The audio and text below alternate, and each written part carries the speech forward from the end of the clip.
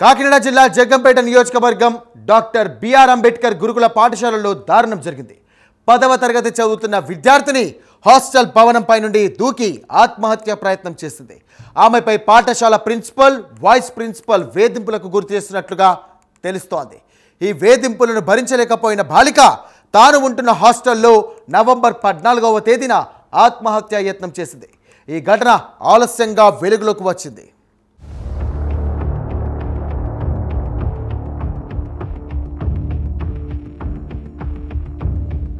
కాకినాడ జిల్లా కిర్లంపూడి మండలం బూరుగుపూడి గ్రామానికి చెందిన బాలిక అంబేద్కర్ గురుకుల పాఠశాలలో 10వ తరగతి చదువుతుంది. ఆమెపై పాఠశాల ప్రిన్సిపల్, వైస్ ప్రిన్సిపల్ వేధింపులకు గురి చేస్తున్నట్టు తెలుస్తోంది. ఈ వేధింపులను భరించలేకపోయిన బాలిక తానుంటున్న హాస్టల్లో నవంబర్ 14వ తేదీన ఆత్మహత్య యత్నం చేసింది.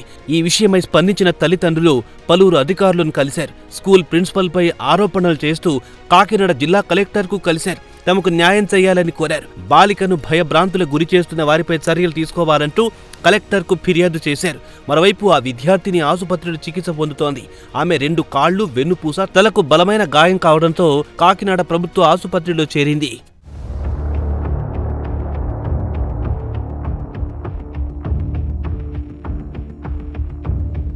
సమాచారం తెలుసుకున్న Jaggampeta tahsildar JVR Ramesh, Jaggampeta CI YRK Srinivas హాస్టల్కు చేరుకుని ప్రిన్సిపల్ సిబ్బంది వద్ద నుంచి వివరాలు తెలుసుకున్నారు. మరోవైపు విద్యార్థి సంఘం నాయకులు సమస్యలపై స్పందించారు. గురుకుల పాఠశాలలో ఉన్న ప్రధాన సమస్యలను అధికారులు పట్టించుకోవడం లేదని పీడీఎస్యూ విద్యార్థి సంఘం నాయకులు సతీష్ మండిపడ్డారు. ఈ ఘటనకు బాధ్యులైన ప్రిన్సిపల్, వైస్ ప్రిన్సిపల్ను సస్పెండ్ చేయాలని, ఆ విద్యార్థినికి మెరుగైన వైద్యం అందించాలని, ఇటువంటి ఘటనలు పునరావృతం కాకుండా అధికారులు తగు చర్యలు చేపట్టాలని పీడీఎస్యూ విద్యార్థి సంఘం నాయకులు కుడితి సతీష్ డిమాండ్ చేశారు. నా పేరు కె సతీష్, ప్రగతిశీల ప్రజాస్వామ్య విద్యార్థి సంఘం పీడీఎస్యూ విజృంభణ రాష్ట్ర కార్యదర్శిని మాట్లాడుతున్నాను. కాకినాడ జిల్లా జగ్గంపేటలో డాక్టర్ బిఆర్ అంబేద్కర్ గురుకుల బాలికల పాఠశాలలో గత వారం 14వ తారీఖున ఒక అమ్మాయి, 10వ తరగతి చదివిన అమ్మాయి మేడం నుంచి ఇక్కడ టీచర్స్, వార్డెన్ వేధింపుల వల్ల మేడం నుంచి దూకైన పరిస్థితి ఇక్కడ. కానీ ఆ విషయం బయటకు రాకుండా ఈ మేడమ్స్ ఇక్కడ ఉన్న టీచర్స్ ఎవరైతే ఉన్నారో వారందరూ కూడా చాలా నిర్లక్ష్యంగా వ్యవహరించి ఆ అమ్మాయిని తీసుకెళ్ళి అక్కడ గవర్నమెంట్ హాస్పిటల్ తీసుకెళ్ళి అక్కడ జాయిన్ చేశారు తప్ప వాళ్ళని పట్టించుకున్న పాపాన్ని పోలేదు. ప్రధానంగా ఇక్కడ ఏం జరుగుతుందంటే అనేక సమస్యలు ఈ పాఠశాల, గురుకుల పాఠశాలలో ఉన్నాయి.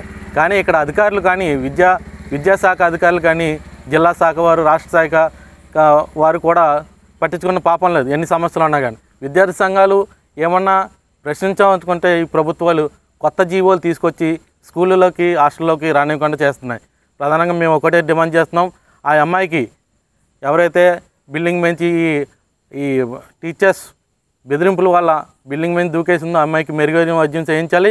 తక్షణమే ఈ ఘటన కారణమైన వార్డెన్ని, ప్రిన్సిపల్ని, టీచర్స్ని వెంటనే సస్పెండ్ చేయాలని మేము పీడీఎస్ విజృంభణ తరఫున డిమాండ్ చేస్తున్నాం. లేని పక్షంలో విద్యార్థి సంఘ ఆధ్వర్యంలో కలెక్టర్ ఆఫీస్ ముందు అమ్మాయికి న్యాయం జరిగే వరకు మేము నిరసన కార్యక్రమాలు నిర్వహిస్తామని ఈ సందర్భంగా తెలియజేసుకుంటున్నాను.